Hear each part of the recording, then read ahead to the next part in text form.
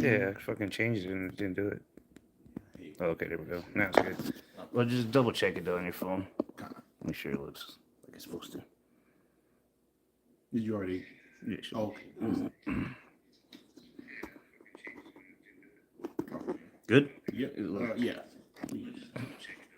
Where's horizontal? Nah, it's Okay. Let's yeah, horizontal. Yeah. All right, Shalom, Shalom. Shalom. First and foremost, we're going to give all praises, glory, and honor to Yahweh, Yahweh, Ba'ashem, Ba'ashem, Yahweh Shai, Ba'ashem, Rakakwadash. Double honors to the elder apostles of Millstone who were well. Salutation and much love to the Akim out there, preaching out his word in truth and sincerity. Brothers from Great Millstone, Tampa, back with another lesson. Lord's will is going to be edifying to the hopeful elect.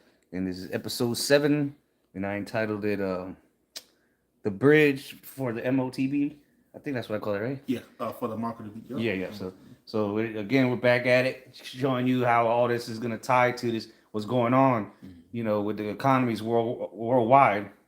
And then got some articles and, so I got a video. I'm going to play like 12 minutes of it, but I'm going to fast forward it.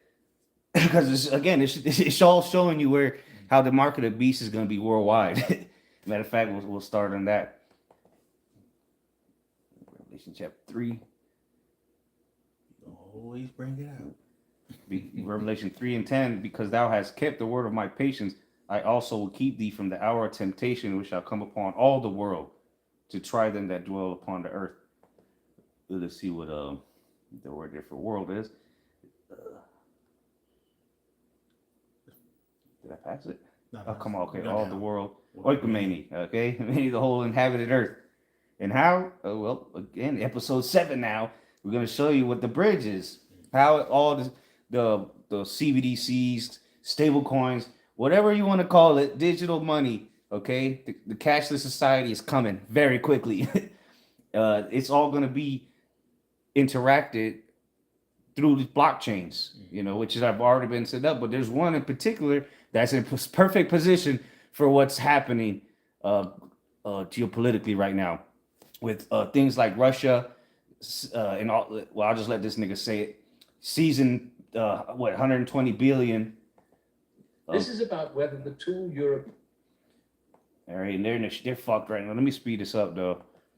Are you got a precept or anything before I play it? No, I was just gonna go into like what a blockchain, but go back to episode 1. Yeah. If you don't know what a blockchain is now, shit, or just Google it. Ask ChatGPT.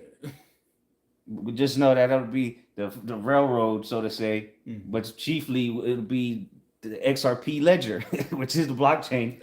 That's what's gonna move the most cross-border interactions, global transactions, and there'll be other blockchains that people will use on a daily basis, but where the trillions and the billions, the trillions, and the quadrillions is gonna go through is gonna be the XRP ledger, and we're gonna. At this point, we're at 7 episodes in and bringing you more and more articles every time and asking chat or AI to answer these questions, So let me just let this guy speak, because this is what Russia and China are doing, which they're part of the BRICS nations. And we're going to show you later in the chat where all that ties into what we're talking about. Seized $105 billion from Russia to fund Ukraine. Russia nationalized $120 billion in European corporate assets. Siemens, Volkswagen, Shell, 30 years of investment, gone. And that was just the opening move. I want to show you how Europe just committed one of the most catastrophic strategic blunders in modern economic history. Not because the idea was wrong in principle, but because they fundamentally misunderstood who had more to lose. They thought they were wielding a financial weapon. Instead, they handed Russia a roadmap for destroying European economic credibility. And Russia didn't just follow the roadmap, they improved it. Let me take you back to February 2024. Brussels was under enormous pressure. The war in Ukraine was grinding through its 3rd year. Ukraine needed money. European voters were growing tired of writing checks. Yeah, so again, get Ezekiel 3. We're tying all of this together, how the market of beasts is being set up. The infrastructure is, as we speak, it's already set, really. The infrastructure, the MOTB bridge, the rails, whatever you want to call it, it's already in place. They're just waiting to flip the switch at this point. And we're going to show you a few things that are coming very soon in this month or in the first quarter of 2026 that is going to help expedite what we've been talking about. And it's only once this is because fiat currency is pretty much done. All right. So is paper. Anything paper is done with paper, silver, all these commodities people trade on the exchange. That's coming to an end. We're going to, again, we spoke about it a little bit last time. China's holding silver and other commodities that I pulled a matter of fact, it's not just silver they're holding. And look, they're the critical. They own the majority of the, or produce it majority of these critical minerals. China does gallium, and I'm gonna show you what these minerals are used for. That's why they're starting to seize them, or not seize them, but just ban the exports. Yeah, like to take hold of them. Yep. You know, so they, like you say, with the exports. Well, let me just show that list real quick. It says China has imposed restrictions or bans on exports for several critical minerals, including gallium, germanium, antimony, tungsten, and graphite. And again, that was they're the number one producers of a lot of those. You know, graphite, they're the top ones. Look at that, almost 98% of the world's production, just like they produced. I think it was like 60 to 80% of silver to use it. Not just a block of silver. No, they prepare. I think it was 60 to 80% of that silver that's used in different technologies. It says used in high tech and defense applications. So of course they would start holding these things which are used in defense, okay, and semiconductor applications like semiconductors, EVs, electric vehicles, and military gear, often as retaliation in trade disputes. And haven't America been putting hella tariffs on them? Yeah. And so this has been going on for a while. It says though some curbs have recently eased or shifted as of late 2025, early 2026. They also control key key rare earths minerals or the metals, right? Restricting exports of some elements like holmium, erbium, thulium, europium, and witterbium. But these are all man-made ones. But again, silver, we know silver is at the top because that's the one that I'll read it. It says key minerals affected, the gallium and the germanium, essential for semiconductors and defense tech. And again, those two things, well, they're the top producers in the gallium number one, and what was the other one? Germanium. Let's see where that's at. Okay, so probably the top one's Germany. If it's called after germanium, but nonetheless, the one at the very 98% is produced in China of the gallium. All right, antimony used in flame retardant, solar tech, and munitions bombs. Yeah. Tungsten used in defense, armor piercing rounds. Why do you think they're all of a sudden not giving this away? Because they're about to need it to go to war. In high melting point applications, graphite crucial for EV batteries and nuclear reactors. Rare earths, China controls most of the supply. Restrictions expanded to include holmium and so on and so forth. Silver recently put under similar strategic controls as earth metals. So, yeah, I just read a little more. Well, you know what? Because the chat's going to bring back, we're going to get back into that anyway. Because they learn how to use those different minerals, all right, to make those different, defense systems, all right, because they know, like you say, they're getting ready to gear up to go to war, all right. You see them going all around Taiwan, all right, so they're letting you know, like, hey, they telling, with the boldness to U.S., like, if y'all, I think he said, if you shoot first or whatever, we'll be the one to finish it. China, yeah. China said that. It's like a couple months back. Yeah, man. But showing you that, man, hey, man, they're gearing up, man, because this is the time of the Lord bringing in the World War III, man. And the shit with Iran, they're talking about, they're killing the peaceful protesters. Oh, that's all bullshit propaganda. But nonetheless, hey, that's something we've been looking for. Because if you go back to a few episodes, we mentioned it about the oil spike. That's going to be another catalyst. Oh yeah. So if they close the Strait of Hormuz. And and look what's going on in Venezuela already. And, it's about to spike oil, just like silver and gold are spiking. Why? Because of the things we're about to show you. Gold and silver are spiking because of there's no. It's going to break it down later in chat, because ChatGPT is going to make this super. We're tying all of this together to show you how they're about to bring the hour of temptation, because they're setting it up. But again, the infrastructure, the AI, it's already there. They just need to completely turn it on, go live with it, so to say. Like in the Terminator, Skynet pretty much is about to go live, where AI is going to control all the blockchains and everything's going to be digital. Because even gold and silver is being tokenized, which it's going to explain that in the chat. So now that these countries are holding all this gold and silver, how can you how can you back something with gold or silver? Well, it has to be tokenized so it can be moved digitally. You know what I'm saying? So again, this is where's the tokens gonna go on? Where are they gonna be moved to? Well, so stay tuned. Stay tuned. So and again, this is just another catalyst that I want to show Someone in Brussels. because of the had what economy. seemed like You a know? brilliant Oh, idea. you got that Russia- Ezekiel? Get that first, yeah. Yeah. Well, the Watchmen or Yeah. Just get the maybe you a watchman unto the nation, something like that. This is the book of Ezekiel 3 and verse 17. It says, "Son of man, I have made thee a watchman unto the house of Israel." Yeah, so that we're warning them because the hell with all these other people. Yeah. And this is for warn the house of Israel to repent because of what's coming. Well, all these things taking place around the world that most people have no idea about is about to lead to a famine here. Okay. Things prices are about to go through the roof when they stop using this US dollar as a petrodollar or through Swift. So you need somehow you still have to use the USD to a certain degree. When that's done with, and then move to this new chapter where it's gonna be ran mainly off of the XRP blockchain or the XRP ledger blockchain, that's gonna cause an increase in the inflation. It ain't just gonna be because the money's just done away with. US dollar don't exist. No, it's just gonna be digital, but it's still gonna have less value because it's not being used like it was no more to deliver these transfers. Because if you're doing any kind of trading worldwide or cross border, you need to use the USD currently. But you got the BRICS, de-dollarization. They've been using their own currency, getting all this gold and silver. Well, again, that's why they're gonna tokenize it though. So it's still gonna be digital. Real soon, if you can have, which most people don't own the gold, they just buy the paper silver, the paper gold. So you, in theory, own it. But it's the same thing with crypto. Yeah, you can buy the crypto, but if it's on the exchange, you don't own it. Exactly. So if the exchange goes down, whether it's gold, silver, crypto, and it's on the exchange, you don't own it. You can't access it. So would you go to the grocery store and leave the groceries there and be like, you know what I'm saying? Yeah, I bought the groceries, but I just leave them at the grocery store. That just makes sense. But again, let me just read a little bit of this. It says tokenization and this is from last month, and this is on rwa.io, so real world assets.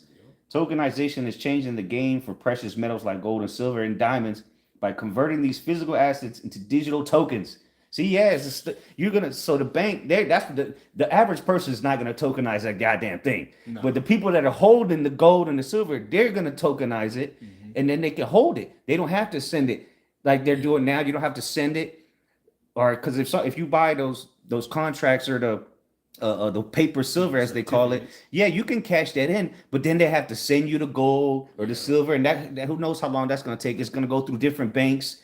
The transactions. Now they'll just be able to instantly send you that digital token of silver or gold, and boom, it's on in seconds. You have it, and if you want, you can go to the people that have the gold and turn it in for the digital coin. So it's going to change the whole way the society is run through the economy all the way up till it gets to you. Both rich, poor. It's going to start with the macro economy, but eventually you're going to have to be digital. You're going to have to be tokenized. And to access your money, you're going to these tokenized assets, or even your money, whether they call it stable coin or CBDC, whatever bullshit they're going to give you with that UBI. To access that, eventually you're going to need a chip. You're going to have to be put into this new digital system that they're currently setting up. And again, they're using these catalysts with war, and so on and so forth. But it says, investors can now own a piece of high-value commodities without needing to buy an entire bar of coins. Yeah, because you can, through crypto and tokenization, you can bring it down to fractions. To the hundreds of thousands of places, which that's a scheme in itself. But that's what the banks did with your money. But anyway, this new approach not only makes investing more accessible, but also brings in benefits like transparency. Yeah, because it's on the blockchain. And lower costs because it's going to be using the crypto or the whatever coin, because the XRP ledger is a blockchain, but what it's tied to, what runs on that blockchain, the XRP, the actual coin. It says, as we explore the tokenization of precious metals, we'll uncover how it works, blah, blah, blah. So I'll just read this part. Gold and silver. Well, let me read this because tokenization allows fractional ownership of precious metals. So you're not gonna need just to buy an ounce or a pound of it. No, you're gonna get digitally. You'll be able to get fractions of it and actually own it because it's tokenized. Making them accessible to smaller investors. Blockchain. Here we go. What blockchain is going to be specifically used? Well, stay tuned. Blockchain. Well, shit. By now you should know. Episode 7, but blockchain technology enhances transparency and security in the trading of tokenized assets. Yeah, because it's all public. Gold and silver tokenization is gaining traction with significant market interest and institutional involvement. Tokenized diamonds offer new investors. So everything, a lot of things, art, cars, houses, everything's about to be tokenized. And if it's not tokenized, you don't own it in the eyes of what's coming. Everything's gonna have to be tokenized. Because so like that, it can be traded as a commodity, on the blockchain, which this is where the world's going. So let's play a little more of this guy. $5 billion in assets frozen in European financial institutions, central bank reserves, sovereign wealth fund holdings. Oh, wait, let's finish that here. Yeah, so I got the Ezekiel 3:17, Son of man, I have made thee a watchman unto the house of Israel. Therefore, hear the word at my mouth and give them warning from me. Yeah. And so since we're being the watchman, we can see this. We're watching to see what Esau's doing around the world. And we're using his own technology, against him to spy on his ass. Exactly. We're spying on, because, collectively brothers are watching everything, all kind of events unfolding or topics.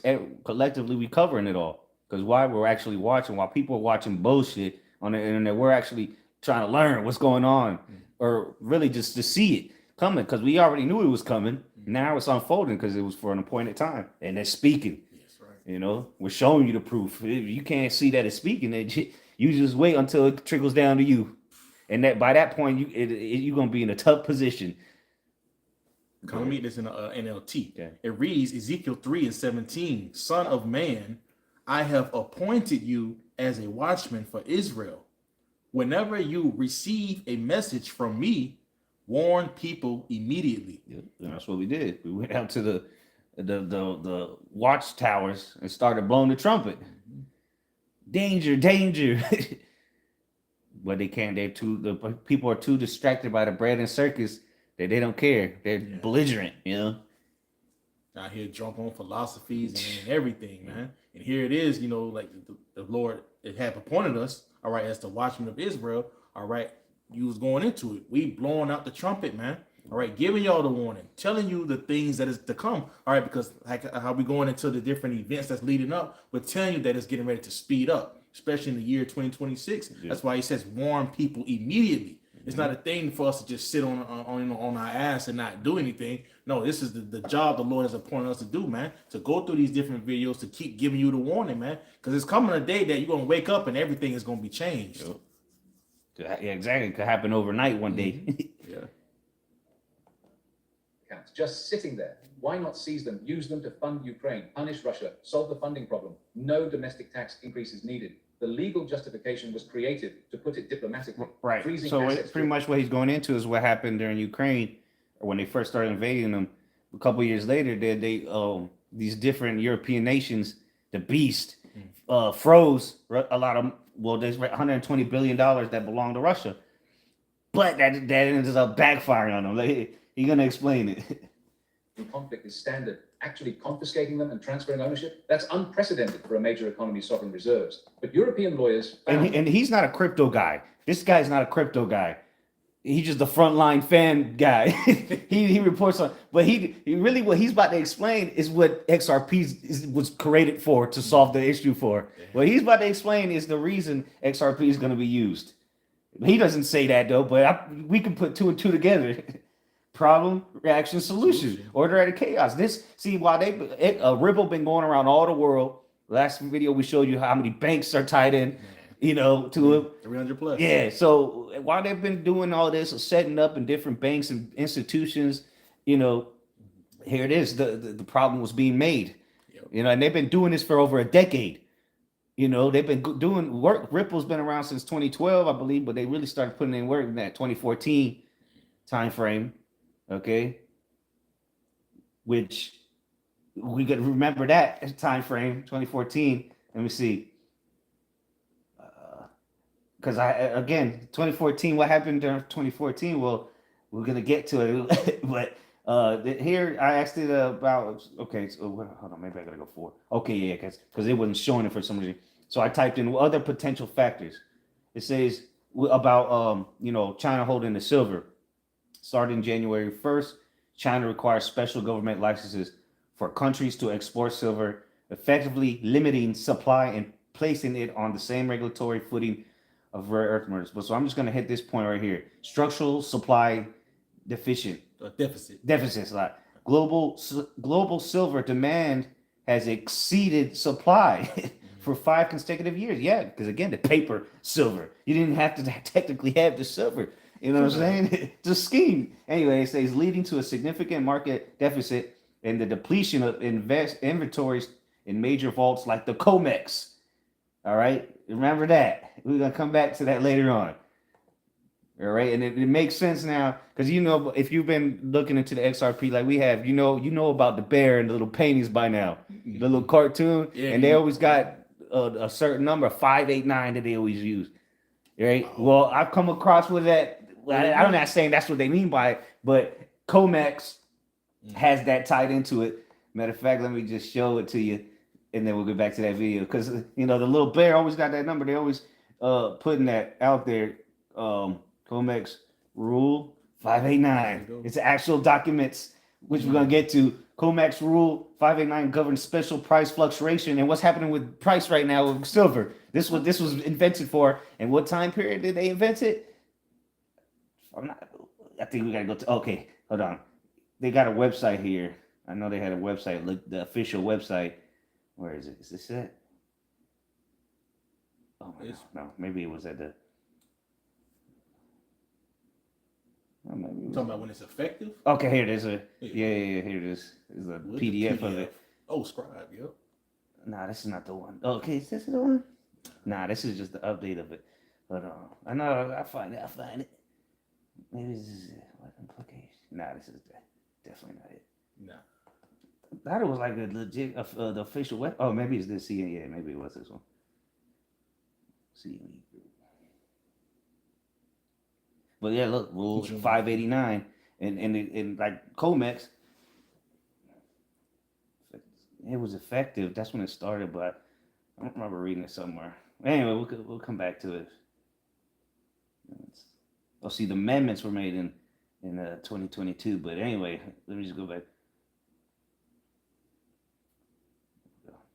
So I'm just gonna read because we're gonna get more into it. So pretty much this is what it does. It's a limiter implementing temporary trading holds, so they can just stop trading, usually 5 seconds in futures contracts, particularly during final settlement period of expiring contracts, to manage extreme price volatility. And that's what's going to be happening with the silver and gold. And what does this apply to? It says, and ensure fair price discovery applying to primary metals and associated products on CME Group and other exchanges. It prevents sudden large price swings by halting trading when triggered occur, enhancing market stability. So pretty much this was made to stop price manipulation and shit like that, specifically for metals. So this is going to come in 589. So this is going to be activated soon. Let me just type in created. And this is only for silver, or just all? Nah, it's for all metals. Damn. Oh, yeah. Yeah, because I see. Look, here it is, 2014. 2014. Oh, maybe it's around there, but okay, because I remember when it was with gold. Initial implementation, 2014. Yep. Like, I remember when it was with gold. I think it was like last year, and they just kept rising up and up and up, and then they just shut the whole thing down. So this is why because of Rule 589. So maybe that's why they use it for crypto or XRP, because eventually that's just gonna help. The fluctuation. Yep. But that ain't gonna affect XRP though, because that ain't a metal. Yeah, exactly. A pathway. The announcement came in March 2024. But they're gonna want you to be focused on the markets. Oh my ding. The shit is going chaotic. Damn. And then nobody's gonna know that's gonna be applied. They're just gonna be like, "What's going on? Why can't I trade?" Shit blocked off. Dollars in Russian state assets would be seized and transferred to Ukraine for reconstruction. The initial reaction was triumphant. European leaders called it innovative economic statecraft. Financial newspapers praised the boldness. Ukraine celebrated. The narrative was simple. Russia will pay for its own war with money it can't defend. And for about 2 weeks, it looked like a masterstroke. Then Moscow responded, not with angry statements or diplomatic protests, with 3 moves so calculated, so devastating, that European finance ministers are still trying to understand. Yeah, this is why the BRICS nations has become so powerful. They seized all that money, but Russia didn't even care. And this is why. Move 1. Russia announced the nationalization of all European corporate assets on Russian territory. Not suspension of operations, not temporary seizure, permanent nationalization. The value, $120 billion, more than Europe had seized. Let me make this concrete because the human cost gets lost in aggregate numbers. Volkswagen had been operating in Russia since the 1990s. They built factories, developed supply chains, trained workers, invested billions. In some Russian cities, VW plants were the largest employers. 30 years. Yeah, so pretty much what they did is they just seized all European companies inside of Russia. Now it's ours, bitch. And what you gonna do about it? Years of patient investment, thousands of jobs created, relationships built, all of it gone. The Russian government took the factories, the equipment, the intellectual property. Volkswagen's Russian subsidiary simply ceased to exist as a German company. Siemens faced the same fate. They'd installed power infrastructure across Russia, built rail systems, supplied industrial equipment. Russia didn't just take the physical assets, they took the maintenance contracts, the spare parts inventory, the service agreements. Decades of market position eliminated overnight. Shell was even worse. They had major stakes in Russian energy projects. Sakhalin 2, Arctic LNG, joint ventures with Gazprom worth tens of billions. Russia national. Why did they do that? Because they know they're at war. You know, they're about to go to soon. Shit, they've been talking about this for a while, that the EU needs to come in and help Ukraine, and they're scared that Russia might charge one of their countries. It's only a matter of time. Yeah. Shit. But you think the average person doesn't know this because they're not watching. But we're here to watch for you and give you the warning. You know, now we're going into details of it, but this is leading to the end of America. The economy is gonna crash. It's gonna be through. Then they're gonna have a saving grace where people are gonna be begging for handouts, you know, but people will still be working, you know. It ain't just gonna come to a screeching halt. That'll be the day the Lord returns. Right. Like the days of Noah, people are gonna be buying and selling. They'll be giving in the matter of fact, get that real quick. But these are the things that are rolling out these is prophecies pretty much, you know. These are prophecies unfolding. We're just able to see it detailed. You know, some people, they could just know about the prophecy. We're able to, you know, break it down and show you. With the spirit and power of Yahweh Bashim Yashai, that's how we're able to do it. It's not like we're able to tie. This nigga's an expert on this economy. And with Russia and China, there's another guy that's an expert on crypto. There's another guy that's expert on military strategies. We were able to watch them all and put it together and show you in the Bible, you know. Doing the Revelation 13 and 16. And it says, and he causeth all, both small and great, rich and poor, free and bond, to receive a mark in their right hand or in their foreheads. All right, you go into that word causeth, it goes into poieo. All right, it goes into to make ready, to prepare. All right, and as you see, the priest was just going into all these different sectors, subjects. All right, that you see that's happening all around the world. It's all leading, okay, into Esau Edom. All right, gearing the world into one direction. Okay, the beast system. The beast system, exactly. All right, and if you're not inside this beast system, you're not going to be able to buy or sell. This is the image of the beast, man, the New World Order. And guess what's part of that? The AI, the digital currencies, the blockchains.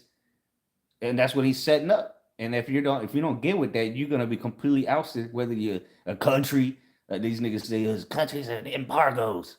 Nah, man, it's gonna get the actual mark itself will be the implantable device or the implantable payment technology, whatever they're gonna call it. But this is the actual system that's being set up that's going to allow for that mark to even work in the first place. Exactly. The system has to be in place before they start chipping people. Because then you will have no other choice except for the elect. Exactly. The elect are going to have the only ones that are going to have a choice. And that's to serve Yahweh Bashim outside. Choose you this day who you will serve. These people is already serving the beast in his, worshiping the beast in his image. It's gonna be easy. So what's the next part? It's to take the mark. But go ahead. Verse 17, and that no man might buy or sell, save he that had the mark or the name of the beast or the number of his name. So that's the society that's being built right now through all these events that are taking place worldwide, and with the technology this devil's making. Is every foreign share. Shell went from equity partner to nothing without receiving a single ruble in compensation. And it wasn't just the big names. Hundreds of European companies, from mid-sized manufacturers to service providers, discovered their Russian operations had been confiscated. Danone lost dairy plants, Carlsberg lost breweries, Auchan lost retail operations. The list went on. Every European company that had invested in Russia over 3 decades woke up to find their assets belonged to someone else. The immediate corporate losses were staggering. But the strategic consequences were worse because Russia didn't keep those assets idle. They sold them to Chinese companies at massive discounts. Think about what that means. European firms spent 30 years building market share in Russia, understanding local customers, developing distribution networks, training workforces. That knowledge, that market position, it can't be rebuilt quickly. It represents competitive advantage earned through decades of patient investment. Russia handed all of it to Chinese competitors for a fraction of its real value. Volkswagen's Russian market share didn't evaporate. It transferred to Chinese automakers who bought the factories and kept producing. Shell's energy projects didn't stop. They continued under Chinese ownership. Siemens's contracts didn't get cancelled. Chinese industrial firms took them over. Europe lost 30 years of investment and market position. China gained it in months. But Russia's retaliation didn't. That's one of the reasons Europe's doing terrible economy right now. They're doing terrible out there. And they're used, so they get a lot of their shit from Russia. So it ain't looking too good for the beast. The beast is withering away. It's only the whore that got still trying to ride the goddamn horse, and the horse is about to give up the ghost. You tired. He's about to buck and kick her off. Shit. Right. Stop with nationalization. Move 2 was subtler, but potentially more damaging long term. Russia announced that all energy exports, all commodity sales, would only be settled in rubles or yuan. No euros accepted. Period. Now, you might think this would isolate Russia from global trade. Europe assumed it would. The entire Western financial system runs on dollars and euros. If Russia this is where the XRP comes in. rejected euros, surely their customers would refuse to deal in rubles. Surely India, China. Because through XRP, it doesn't matter what currency you use, because it converts it to whatever you need to move it to. Whether it's gold, it'll convert it all the tokenization, all that, anything tokenized will just be converted through XRP in the blockchain. Then it'd be converted to whatever they needed to be on the buyer side. Turkey, the major buyers of Russian energy, would demand traditional currency settlements. They didn't refuse. They quietly switched. India set up ruble-rupee payment mechanisms. China was already using yuan for Russian transactions and expanded it. Turkey created similar bilateral arrangements. Within months, Russia was conducting the majority of its international trade without touching euros. Practical implication? Europe's economic sanctions, which depended on Russia needing access to euro-denominated finance, became far less effective. The leverage evaporated, but the signal to the world was even more significant. If Russia can trade with major economies without using Western currencies, what does that say about dollar and euro dominance? What does it say about the necessity of the Western financial system? Yeah, the beast is falling, man.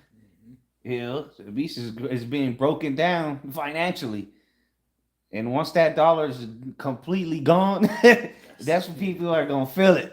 You don't have to know that this is going on, but when that fucking carton of eggs skyrocket again, and your gas is right back up at $5, and it's gonna get more. Yeah. But things about to get the dollar's being devalued, so you're gonna need more of it. And then that's like, look, burn your fucking dollar bills, because you're gonna need like 300 just to get a goddamn slice of bread. They're not gonna print more money, $1 million bill.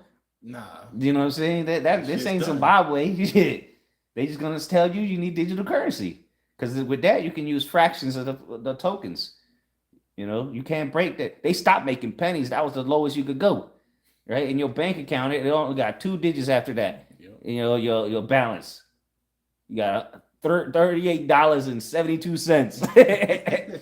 But now you're gonna have 0.00002. Yeah. These people think we're making this shit up, but this is the system that they have created already. It's already real. It's called cryptocurrency. It's not a maybe. And what they're trying to explain to you is XRP is not one of those cryptocurrencies. It's being disguised as one currently, so they can buy it cheap. But it's an infrastructure that just so happens to have a crypto coin tied to it, right? Which is XRP. But the ledger is the blockchain. That's the important part, which you will see when we get into it. So it's optional, not ideal perhaps, but absolutely optional for countries willing to create alternatives. Then came move 3, and this is the one that keeps European central bankers awake at night. Russia, together with BRICS partners, announced the creation of a $150 billion BRICS Plus reserve fund. The explicit purpose: provide seizure-proof custody for member countries' reserves. Let me explain why this matters. Central banks hold foreign reserves for trade settlement and crisis management. Traditionally, those reserves are held in dollars and euros because they're liquid, stable, and accepted everywhere. But those reserves are held in Western financial institutions, New York banks, London clearinghouses, Frankfurt accounts, which means they can be frozen or seized if Western governments decide to do so. Russia demonstrated this vulnerability. One day, your reserves are accessible. The next day, they're frozen. The day after that, they're confiscated and given to someone else. For any country watching, the lesson was terrifying. Your reserves are only yours until a Western government decides to... See, that's what we're saying. So there needs a solution for all this, because they're freezing their accounts. Here it is, another country freezing your account. And you see that's happening, with certain cryptos that going over there and they're confiscating and saying that they're using it from fraud and all that. Yeah, that's how America got theirs. They say, oh, this is all just like they do drug dealer cars. They get them cheap. Well, that's what they did with Bitcoin, the reserve. But hey, Bitcoin, that was a trial run, man. Definitely. They're not. The BRICS Plus Reserve Fund offers an alternative, held outside Western jurisdiction, structured specifically to be seizure-proof, not denominated in dollars or euros. For countries and that's what's going to make XRP perfect for the solution for all this. Especially when all the countries go to war, they need something that's not tied to a specific coin or a specific nation's coin, like a stable coin or CBDC. Financial weaponization, it's exactly what they needed. And within weeks of the announcement... Which that's a form of war, financial weaponization. Which now you can call it commodity war. When they're holding it and now they're not going to trade or export it. Dozens of nations quietly began exploring participation.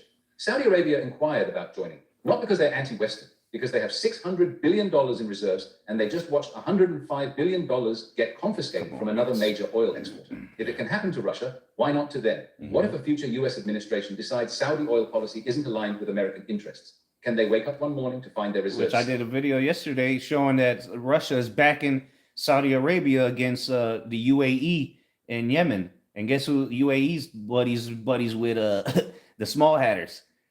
So again, more division in the Middle East. Russia back in Saudi Arabia, and guess what? After the Saudi Arabia said, "Look, if y'all don't get out of Yemen, we're gonna bomb you niggas." They left quick. Seized. Singapore. Just more wars and rumors of wars. World's most sophisticated financial centers. He mentioned Singapore. We went into, I think, episode 2 or 3. How Singapore, guess who was already up in there? Ripple. Matter of fact, let's go Google that again. Singapore excerpt. I'm just gonna type in Singapore Ripple.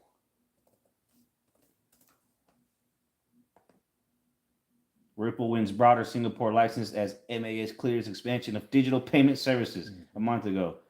Let's get something more current, because that was last month. I remember we spoke on that. Ripple's new firm, SBI, Singapore bank, I guess, venture looks to offer XRP yields to bank and funds. So they're already using it. The banks over there are already using it. I'm telling you, see, the only Muppets that don't know what's going on is you people here in America. Why? Because the Clarity Act hasn't come yet. Then trust and believe, and Lord's will gets passed, which is still got to go to the Senate. They got to sign it. So let's see if they do it the 15th. Then it goes to the president, which, hey, Lord's will, they expedite it, because that's when people are gonna start to know about crypto in your government and for your life, because it's already being set up around the world. You see, these banks are already using it. Just wait till the banks here in America get the green light to use it, which hence the Clarity Act. which we've gone into it last couple of two. episodes, but we're gonna mention it again later for the Chat GPT. Started asking the same questions. Their entire business model depends on being a safe, neutral haven for international. He's talking about Singapore right here. Let me run it back a couple seconds. US administration decides Saudi oil policy isn't aligned with American interests. Can they wake up one morning to find their reserves seized? Singapore, one of the world's most sophisticated financial centers, started asking the same questions. Their entire business model depends on being a safe, neutral haven for international capital. But if Western financial systems seize sovereign reserves based on political decisions, is anywhere truly safe? They began diversifying. That's where the blockchains are going to come into play. That's the only be the way to get around the US dollar. And that's why all these nations are adopting it as we speak. Excellent. The original neutral financial haven. America's see now they you think they playing stupid. They know exactly, these niggas know exactly what they do in the Senate, and these Trump, JD Vance, Elon Musk, they don't want you to know about it in the US just yet. Nah. Because then by the time you know, it's gonna be too late. Them prices are gonna be skyrocketing. All crypto is gonna be skyrocketing. And then a lot of them is just gonna be destroyed because they have no value or no function, no utility. They're just gonna the little Pepe coin, zero. Niggas killing themselves because they lost it all overnight. Jumping out of windows. Swiss banks held some of the frozen Russian assets. The Swiss government participated in the sanctions regime. For centuries, Switzerland's value proposition was absolute neutrality and discretion. That reputation took a hit. If Switzerland freezes Russian central bank reserves, what does Swiss neutrality mean? The capital flight started almost immediately, not dramatic sell-offs that make headlines. Quiet portfolio adjustments, reserve managers. See, people don't know this is happening. What is happening? The people that know, and that ain't the average person. These are big institutions. There's niggas with billions, money that you don't even know exists. They know this shit is going down. So that's why they're reallocating, their money, moving their money around. Governments holding certain things because they know the US dollar is done. And also, too, you got Warren Buffett. He just resigned. He did, yep. He gracefully bowed out. So he see what's coming. He cashed out. But why? It's because he's going to reallocate to the tokenization. Another whole world is coming. Yeah, exactly. Let me get this right quick. Okay. It's the book of Habakkuk 2 and straight to the point, verse 3. For the vision is yet for an appointed time. All right, and the vision, all right, that's appointed for this time. All right, we're going into what? The Revelation 13, man, in verse 16 through 18. For the vision is yet for an appointed time, but at the end it shall speak and not lie. All right, so what's not lying? Just as you see, we're going through the different articles, all right, these different videos. All right, it's not lying. How can you defute, all right, Revelation 13, 16 through 18, and we got all the different videos and articles, all right, to support it. It says, though it tarry, wait for it, because it will surely come. It will not tarry. All right. And this thing is not tarrying, man. It's here. Okay. It's only going to increase from now on, man. All right. But that's just quick. Now speaking shit loud and clear. Beijing, Singapore, they started reducing euro allocations, not to zero, but from maybe 20% of reserves to 15%, from 15% to 10%. Measured as percentages, it seems small. Measured in absolute terms, we're talking hundreds of billions moving out of euro-denominated assets. And when that much capital moves, effects ripple through the system. Euro depreciated despite European Central Bank intervention. Borrowing costs for EU governments increased as demand for their bonds softened. The spread between German bonds and US treasuries widened. These movements are subtle, but they matter. They represent the slow erosion of the euro's status as a preferred reserve currency. Let me connect what Europe... Yeah, Europe is done. Them people out there, they're already done with. Their economies are through. That's why all these fucking uproars over there. Niggas is burning parliament buildings down, rioting in the streets every night. You just don't see it every day in America televised, but that shit is going down over there. Why? Because of the inflation. You wait till that comes to America. Shit, you think everything's cool, so cheap. Well, get that. They thought themselves to be in good case. Oh, I brought that up. Yeah. Because real soon, shit, compared to what the prices that are coming, it's cheap right now. Yeah.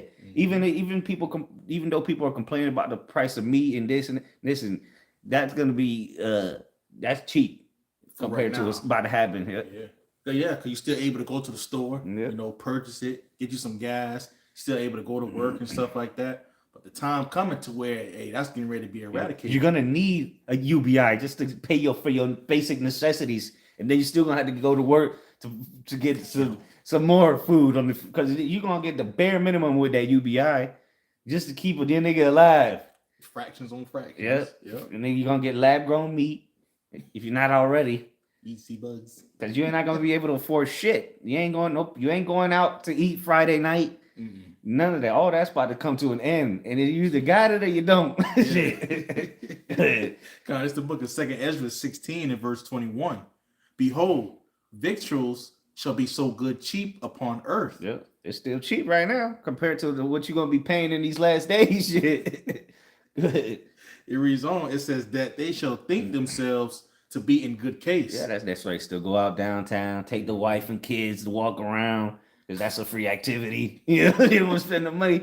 You just go down to the river walk and just, you know, get them tired, get the kids tired.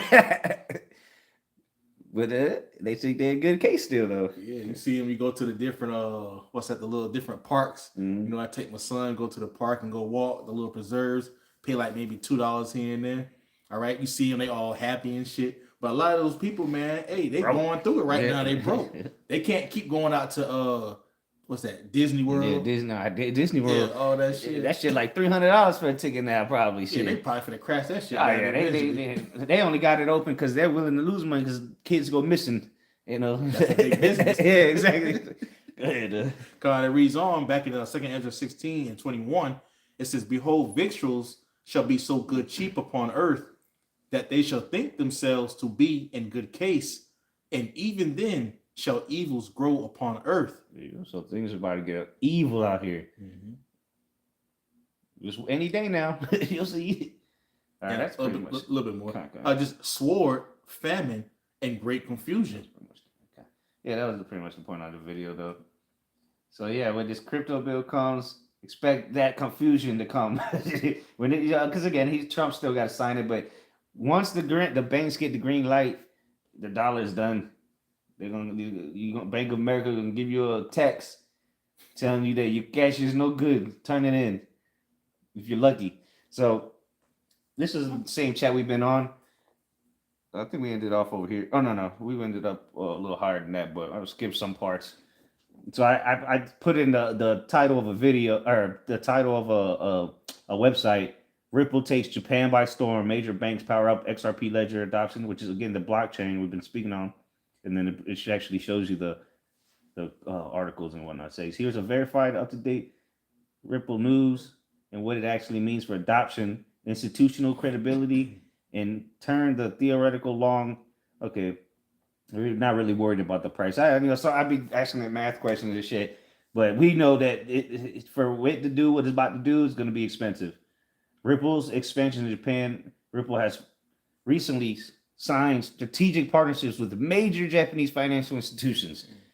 And Tokyo is a major player in the world economy, including Mitsuyo Bank, SMBC, Nikko Securities, and Securitize Japan to promote adoption of the XRP ledger for real-world financial use cases. So again, this is not, XRP is not just the Bitcoin where you niggas pump and dump it.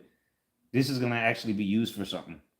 Cross-border payments, liquidity management, digital securities, and tokenization, like we've been going into. Guess what? I'm gonna be on them tokenizations, well, the gold and silver, you know, and other things. Let's see what else is there. Precious metals. There you go. That's what's gonna be tokenized. Pretty much anything on the stock market. Everything. These collaborations are part of a broader Japan Financial Infrastructure Innovation Program, the JIF, aimed at fostering compliant blockchain solutions, which including stablecoins and RWAs, the real-world assets, through grants and support for startups on XRP-L, the ledger. So why this matters? Banks as real users of XRP-L. All right, regulated asset infrastructure. Again, they're the only ones in that position.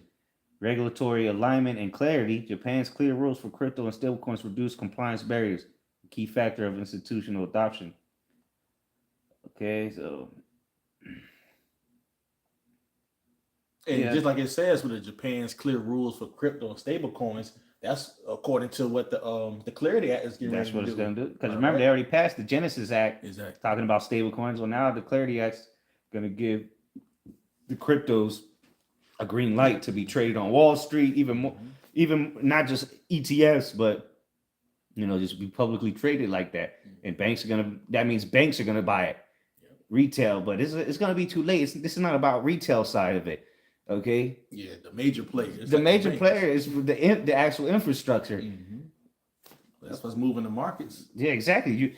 That's gonna be the digital highway, if you will, the digital bridge to tie all the currencies of the world together. Right. It says it shows real institution integration, not just pilot projects. Yeah, this isn't a fucking trial run at this point. They're done. They're past the testing phase, really, worldwide. Japanese banks and financial firms have historically been amongst Ripple's strongest partners, boosting credibility for future bank integrations globally. The XRPL initiative dovetails with other efforts, Europe's tax integration and Ripple's global banking connectivity. So this is a worldwide web that's being formed to tie all the currencies together. Doesn't matter what. And again, that's the whole point of it. Digital money, doesn't matter what they call it, is going to all be tied through this digital bridge right here, the ledger. Suggesting more regulatory. Okay, let me skip through all these. Yeah, this is the prices and shit. But there's another one. I skipped that one. Get to the good. Okay. Yeah, okay, here we go. So I forgot what article I read it off of, but I just copied and pasted it. And it says Ripple has spent the past few years trying to turn a once dismissed token. Yeah, because this shit was less than 3 cents, less than 1 cent at one point. Oh yeah. It says, and now what is it right now? $2.99. Last time I checked, like $2. So it's still $2.02. It went up. Yeah, it's up 8% today. Better catch the train. The train's gonna leave. You ain't gonna get no little horn honking and let you know. They say so. Yeah, because that's what. Yeah, still got $2. That shit. Because people don't understand what it is. Yeah, they undermine it. They don't have no idea about the infrastructure and the railroad, the digital rails is set up. But it says once the Smith's token into the backbone of a new cross-border financial stack, a shift some commentators now frame as a 180 billion scale reinvention of value flow. The company is no longer pitching only faster payments. It is trying to reposition XRP as infrastructure for central banks, tokenized assets like gold and silver, and compliant digital securities.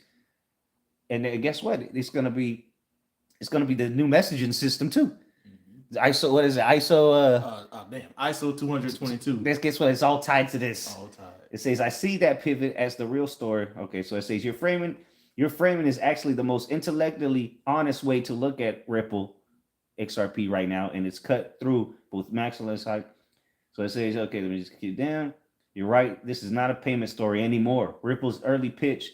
And again, we're reading this is because this is literally, if you haven't got the concept down yet, this is literally about to tie every currency on the planet together. Doesn't matter what you can pay. You're gonna be able to pay if you got USD coin or USDC, stable coin. You could pay a nigga in Botswana, and he can have the Botswana stable coin, and you could actually interact with him with no problem. You don't need to go to the airport and transfer your money. No. You don't need none of that. You're just gonna shoot, and the money's gonna be converted for you instantly. It says Ripple early. This is their early pitch. Faster, cheaper cross-border payments was not enough to justify long-term systematic relevance. Yeah, because they didn't want to. They didn't want the hype, but they still been working behind the scenes, setting up with all these banks worldwide, right? So you don't think they've sat down and talked with each other of how high this got to go for it to do this? They know, and $2 ain't it. Okay, it's just basic math. Competes directly with Swift upgrades, gets undercut by stablecoins, doesn't require XRP at scale. What changed? And yeah, that was the original narrative behind it. What changed and what you correctly identified is the pivot to infrastructure. XRP as plumbing, not a product. See? It's a plumbing system. This includes central bank adjacent settlements, tokenized assets, RWAs, securities and funds. This is what people trade in Wall Street and all that, where billions of trillions of money move through. Interoperability between closed systems, that's a completely different value proposition. Let me skip a little bit of this. See, so the repositioning you call once dismissed, that's accurate. The problem XRP had pre-minted supply, 100 billion, which some of that's already gone and done away with, never going to be seen the light of day. Legal uncertainty, retail speculation after association with Ripple, the company. But guess what? XRP don't need Ripple. Ripple could, the CEO of Ripple, Brad Garrington, said a couple days ago, XRP don't need Ripple. Ripple could go away tomorrow. The ledger, XRP ledger is already there. XRP already exists. Ripple is just a company that is the ones that have been establishing it around the world.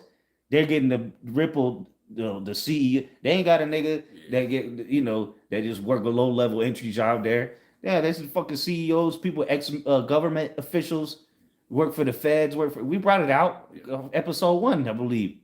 But these niggas, XRP don't need Ripple. So he said if we could go away tomorrow, XRP will be perfectly fine. Solid foundation. Yeah, and maybe that's what they will do. Shit, just this a little. The company don't exist no more. It was just a face. Yeah, but you're still, everybody's still getting. The bank's still gonna be using the ledger. It says, and a lot of the people that work for Ripple, I know 2 of them for sure. They were creators of XRP. XRP was created in 2012, I think, and then later Ripple came a company. But that troll looking nigga, he just retired. He stepped down. Yeah. I wonder why. His job is done. he did his job. Now he gonna do what he got to do. So it says instead of buy XRP because price go up, which why not? Shit. But here is the new pitch: is XRP is a neutral liquidity instrument used transiently at scale under regulation. That's why you see the emphasis on ODL or open desk liquidity or some shit like that. Oh no, on-demand liquidity. Yeah. Regulated custody, tokenized security, central bank friendly language. So all the central banks worldwide can make their own stable coin, and then you can use XRP to transfer it all. Market structure compliance. This is not retail marketing; it's institutional positioning. So that's what they're doing. All right. There you go. Ripple is competing against all them, but nothing comes on its level though. XRP's challenge. Okay, blah blah blah. Keep going. Okay, just rephrasing. Okay, yeah. It says a clean way to state what you're saying. Ripple is attempting to convert XRP from a controversial crypto asset into a systematically relevant liquidity primitive, not by replacing money, but by routing value across regulated financial systems. So you see, it's not going to be the money. It's going to be what moves the money. So it wouldn't it? So if the banks are going to be holding this, because they're not going to buy it to sell it, they're going to hold it because they're going to be using it on the ledger, and it's going to be, it has to have a value. It's made for many uses. Exactly. The market cap got to be high enough to deal with all these transactions. It's gonna be a lot of money flowing through it. Yep, instantly too. All day. All day. Yep. Okay, so next thing. Okay, this is what we brought out earlier. The COMEX rule 589. It tries to tie it to the little cartoon shit, but it pretty much just breaks it down again. We already read what it does, but I'll read this part. Important clarification: there is no official link between COMEX rule 589 and cryptocurrencies like XRP. I didn't say that, but anyway, it says it would magically trigger silver price spikes or back XRP. Many of the online discussions. Okay, hold on, that's not it. No, I'm gonna go move past the XRP. I just want to. No, I said something about silver, I thought. Yeah, it's just gonna mention. Okay. Because it keeps mentioning XRP. Yeah, I mean that's pretty much explaining it again, but yeah, it's just pretty much. Well, I'll read a little bit so people can understand. Okay, no, that's 589 now. See, I don't know. See, there's the theoretical stuff. Comments. There's a symbol of legacy market. No. I think it's the next one. Micro stress. Okay, I actually, because how would that affect? Maybe it's the next question. Hold on. It might be the next question.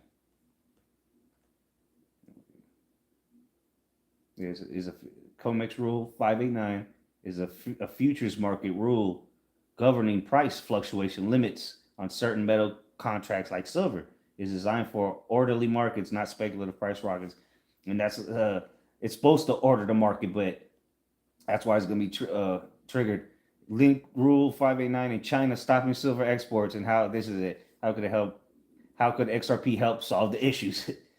below, you want to read it out a little bit? I'll read it. Yeah. Which one?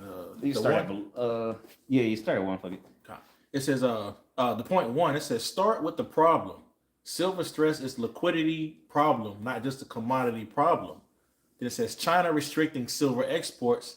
China is a major processor and exporter of silver used in electronics, solar panels, defense, and industrial supply chains.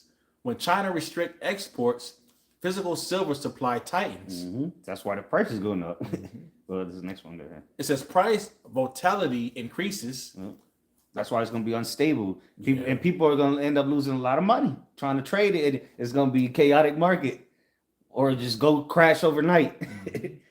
Because that's the shit they're getting on the exchange. That's paper silver. It's not real. It's not the actual supply, physical supply they got. Yeah, just like me, I can go trade silver. Yep. I can make some money in USD, but I don't have the actual silver in my hand. So that's what a lot of people are going to lose out. People that's still going to the stores to try to buy some of those different coins, it really don't matter because everything's getting ready to be tokenized. Exactly. You're going to have to see, and that's the shit. You're going to have to barter with it. Yeah. That's the only thing you'll be able to do with it, because the banks are going to be doing the tokenization. So you'd have to give your gold to the bank if you want it to exist and have value, or so you can sell it. Like, you ain't gonna go to the pawn shop. They're gonna give you some cash. They're gonna be like, nah, man, we give you. They're gonna take it, and if they do, they're gonna give you some crypto, stable coin for it. But then you just lost your gold. Yeah, worth that price. Exactly. Yeah. But then they're gonna take it, and it's got to be tokenized if you want to. Which again, that's gonna be the bartering system until people don't want to take that no more. Exactly. What the fuck I'm gonna do with that gold, boy? Shit, can't go to Walmart with it. Can't eat with it. The next point, it says paper versus physical silver divergence worsens. Yeah. It says settlement. You either got it or you don't. It says settlement risk rises. Who can actually deliver metal and when? Exactly. This creates stress across futures, spot, and cross-border trade settlement, especially for countries and firms that rely on Chinese silver flows. You want the COMEX? Where do you see that? No, the next one. Oh, yeah, that's fine. Point 2, it says wet COMEX Rule 589 actually signals in this context. It says impose price fluctuation limits, pause or control trading when volatility becomes disorderly. And that's what they're going to do that on the regular market and the crypto market. You're not going to be able, they're just going to freeze up all the exchanges. They'll just stop it. Yep. Oh, they're going to give you a reason when you can't do shit with your money. This is on the cold stores, but a lot of that's what causes the economy to crash. This shit's going to. And the prices, the housing market, the AI bubble, all this shit is going to start collapsing, and people are going to get foreclosed, and businesses are going to go out of business. The robots going to take over your jobs. It's about, this is just another catalyst, though, to it. To dismantle the old system, to bring in a new one. Yep. It says prevent cascading failures in future settlement. Which this is what this rule's for, the traditional system. That's right. It says in normal times, this is just risk management. In stressed commodity environments like silver, like a supply silver shop, Rule 589 becomes pressure valve that reveals a deeper issue. Exactly. So that's the rule was made for what's about to happen. Because they know this shit gonna go wild. So it makes sense why XRP would be using this number though. Damn. It says legacy commodity markets. Because that's what's gonna bring XRP in for the use. Once this pressure valve goes, which is the rule 589, then the XRP got the solution. To control it. It says legacy commodity markets rely on time delayed, siloed, and is that opaque? opaque something like that. settlement systems. It says when supply tightens, future markets can gap. Yep. It says physical delivery becomes uncertainty. You ain't never getting no silver and gold. Shit. Yeah. You just got a piece of paper that say you got some. Yeah, because I noticed that, like, when you trade, when you go to, let's say it's like a Friday, like today, you go back onto the market on Sunday. When it reopens, it's a big ass gap. So there's gonna be like this huge gaps, always big gaps. Yeah. They might open one day a week. Yeah, then you try to put your trade in, then the next time a gap comes in. Denied. Is that, or you done lost your whole account? Exactly. Yeah. It says margin call spikes. Yeah, because when they freeze it, that don't mean your shit got settled. That just means the market is closed. Yeah. It says price discovery slows or freezes during halts. Yeah, so if you lost money, you fucked. You ain't gonna get no chance to make more money. You just lost out. Yeah, it's just gonna slow. Yeah. It says Rule 589 doesn't solve shortages; it manages the symptoms. Yeah, it's putting a Band-Aid over a gaping wound. Nigga fucking shooting blood 15 feet, and you think a Band-Aid's gonna stop it. But again, this is where XRP, and when Chad's gonna say it, this is where XRP was made for. And do it again. This is where what was it? Comax. Comex Rule 589. Comex, yeah. We'll see what Comex stands for, so you just understand. Comex is the what does it stand for? Oh, commodity exchange. Okay, so it's a commodity exchange. They're the ones that created this Rule 589. So it should be on. Hold on, let's go back to that website. Yeah, CME Group. Okay, so let's see if we can find it on their website. Oh, what is it you were looking for? See, yeah, this one CME Group. That's their website. So yeah. Let's see here. You ain't typing out there. Oh shit. There you go. Nothing. Really. I'm looking at it on the back screen.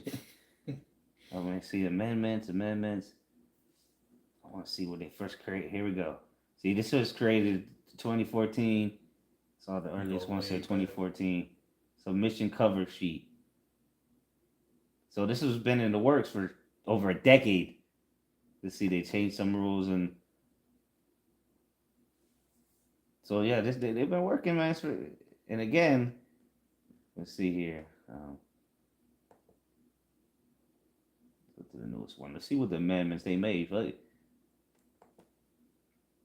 Because I'm sure they've had to change it over the years. You're adding, taking some away.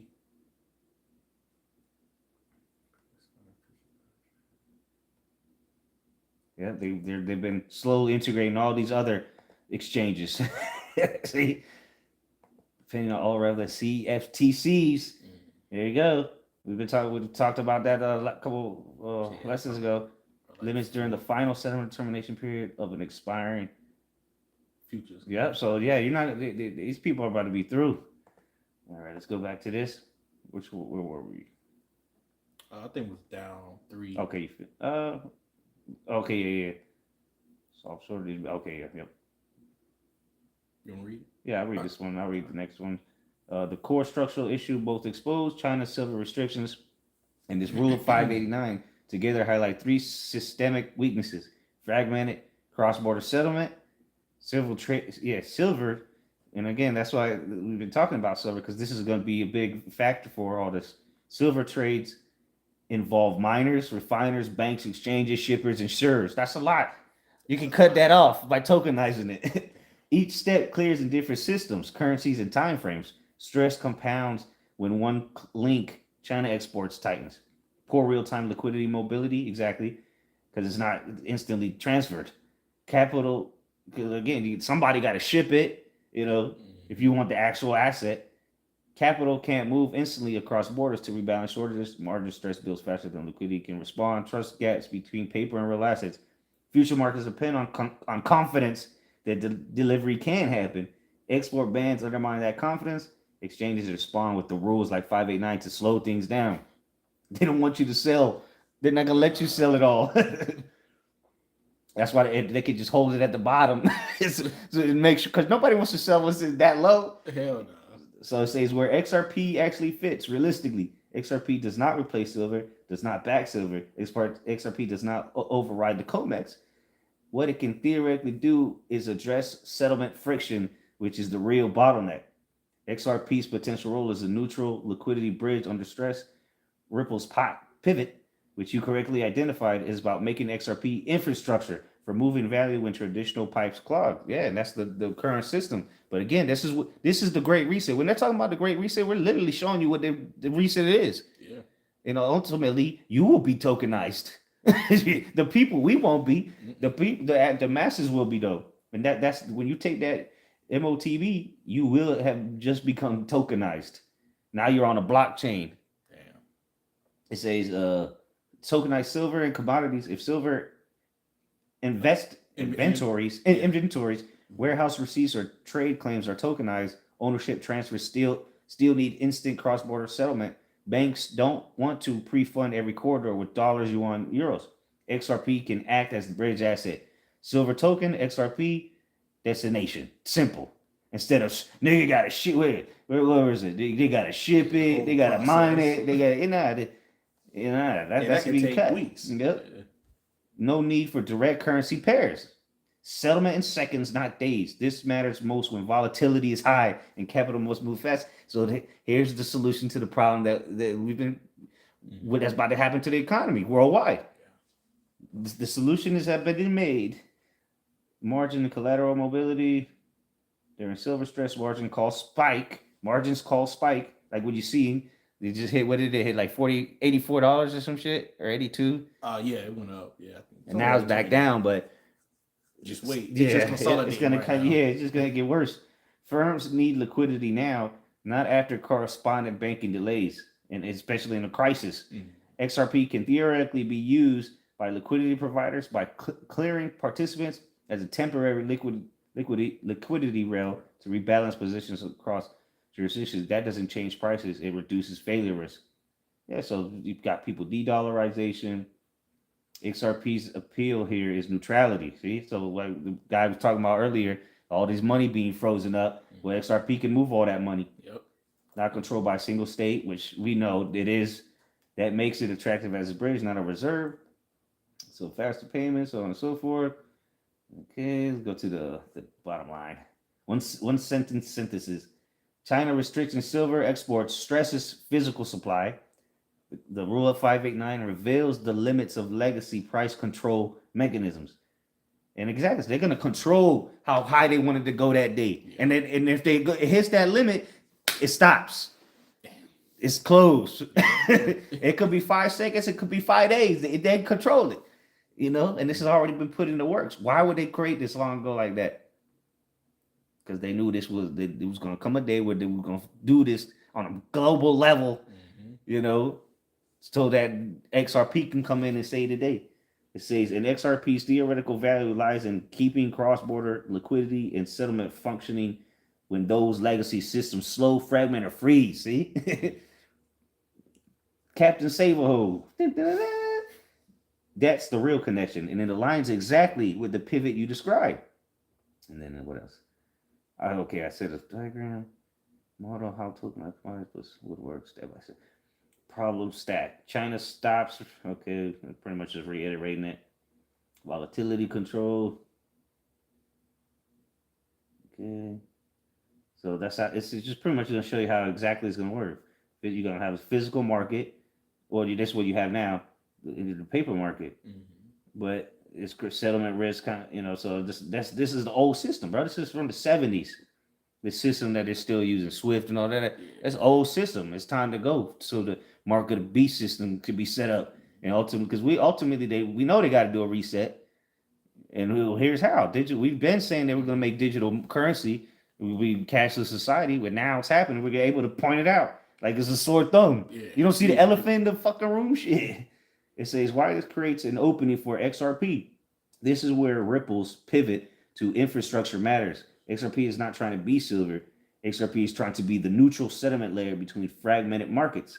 And the world's about to be in a fragmented market. World War is coming too. So they're going to need a way to move things around without you depending on the country you're at war with. Exactly. You know, it's not rocket science. And then everything is all going digital, like you say, and then also with the AI and all that. So it has to be able to keep up with the with the things that's happening, on the actual blockchain. But at the same time, it needs to be able to move faster. And XRP is going to be the solution, man. You got to think about it. It's more than just one market, exactly. And they're tied into all of them motherfuckers. Exactly. So there's nothing else that's going to be. Yeah, you might have the lower level blockchains that you're going to use. The average people, Walmart, going to use with their their like the retail. Their customers. Oh. Yeah, they're going to use I don't know, whatever other blockchains there are, but the XRP will be the one at the top of the food chain because it's going to move cross-border payments. Walmart don't make on one day what they move around the world. Shit, not even close. No. So it says core idea tokenizing commodities and so how, like, as we've already established, this is a reality that they're tokenizing all these commodities and so on and so forth, and the Clarity Act's coming, right? So it says tokenized commodities and XRP. Instead of moving physical silver or unstable paper contracts, institutions can move tokenized silver claims settled instantly via XRP. Flow map, making it simple for you. Physical silver custodian, the person that actually holds the silver, coins, bars, whatever. Tokenized silver assurance, right? They're gonna get one token, 1-to-1 value. You got 1 ounce of silver, you got 1 token of silver. Goes through the XRPL, which is the blockchain. Boom, instantly goes to the buyer now. Now he has the XRP on demand, and then he receives it, and this all happens instantly. And then if he could do it all with physical. Now he can physically go redeem it because he actually has the token, or he can just retrade it. All that's going to happen in 3 to 5 seconds, they say. All of that whole process. Yes. And then this the seller could have been in America, and the buyer could have been in China. So step by step, physical silver is tokenized. Silver is vaulted. The majority of the places vaulted. Singapore, who's dealing with them? Switzerland, Middle East. Each ounce is audited, insured, tokenized on a regulated ledger, XRPL compatible, and no other ledgers it got that kind of level of being regulated so far. This bypasses export bottlenecks without violating them. The tokens trade instead of the actual metal. No shipping, no customs delays, no futures, no bullshit. Real-time ownership transfer. This is where the world is moving. Everything will be real-time ownership transferred. Instant. It includes views of people. So XRP becomes the bridge asset. Instead of using the USD to the intermediary bank, to the foreign exchange desk, then to the seller. Now you're just going to be able to go straight. Why XRP? Neutral, not USD. Yeah.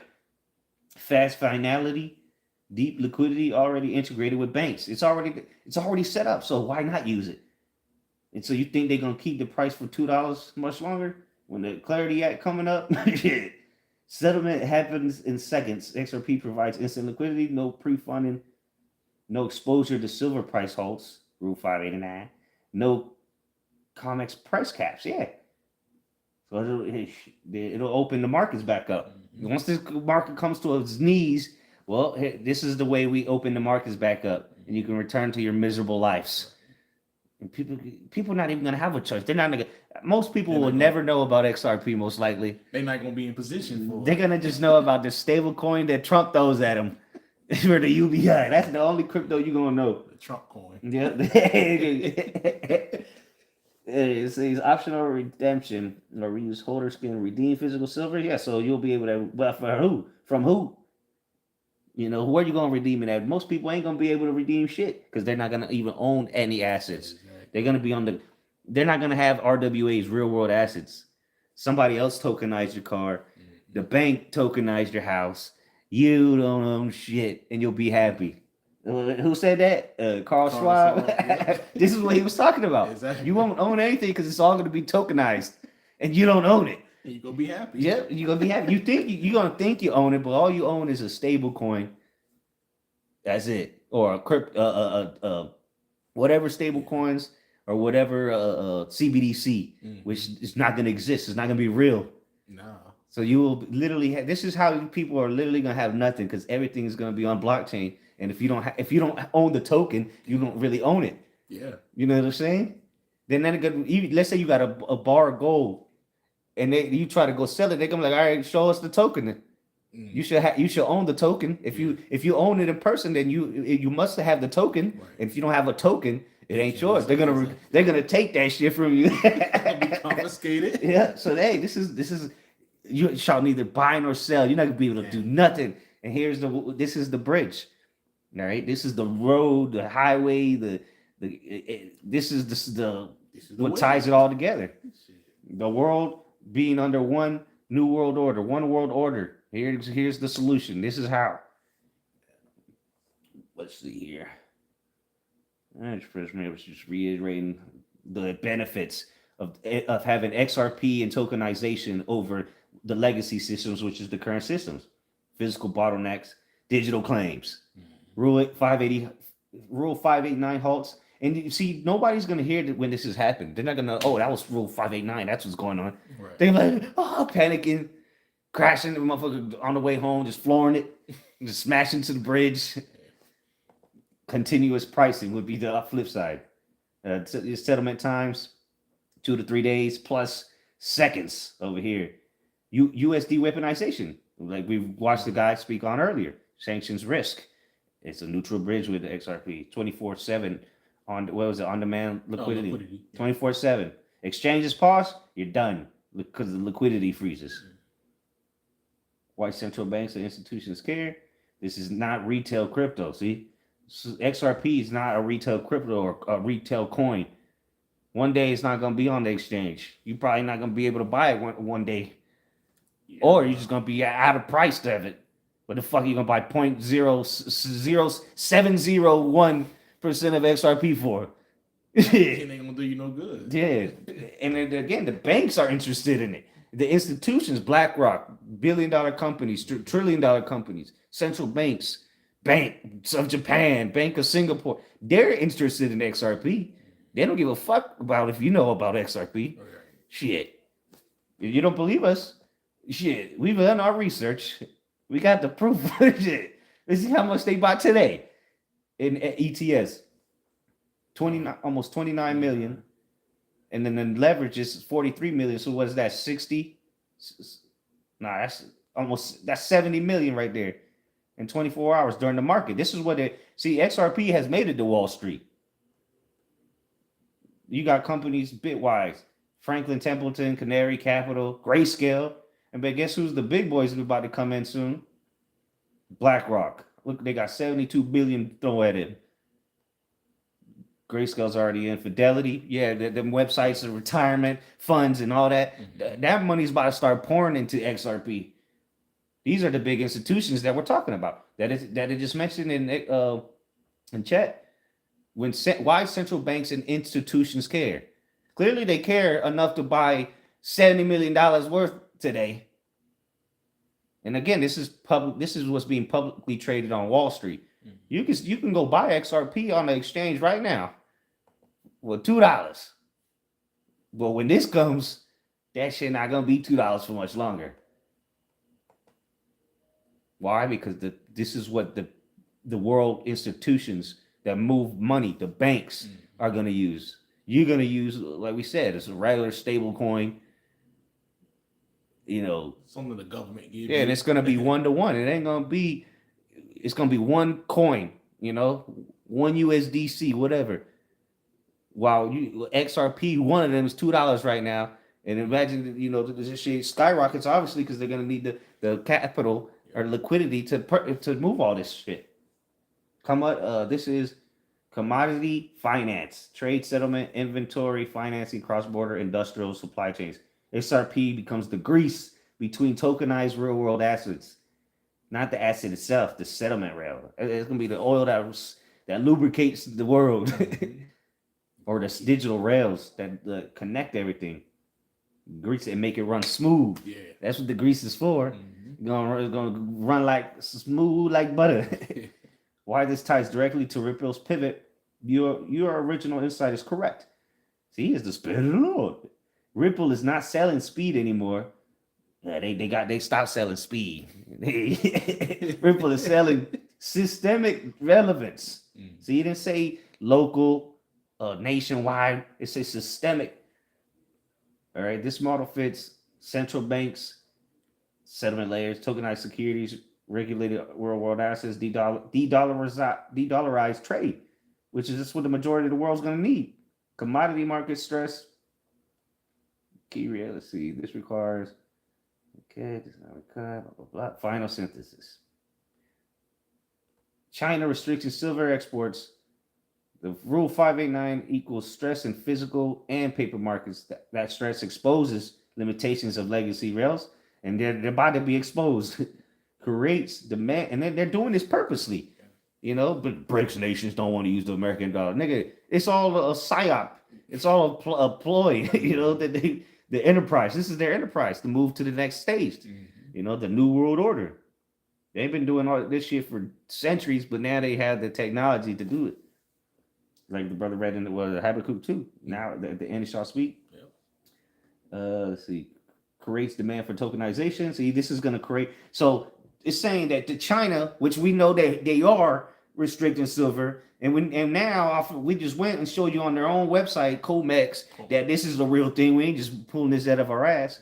It's saying that these two things combined and the stress that it's about to create is going to lead to tokenization. It's going to lead to a neutral settlements. They need it. And instant liquidity. XRP's role is not to replace silver. It is to connect a fragmented value system when the trust breaks down. That's what's about to be happening. The trust in the economy worldwide is about to be broken.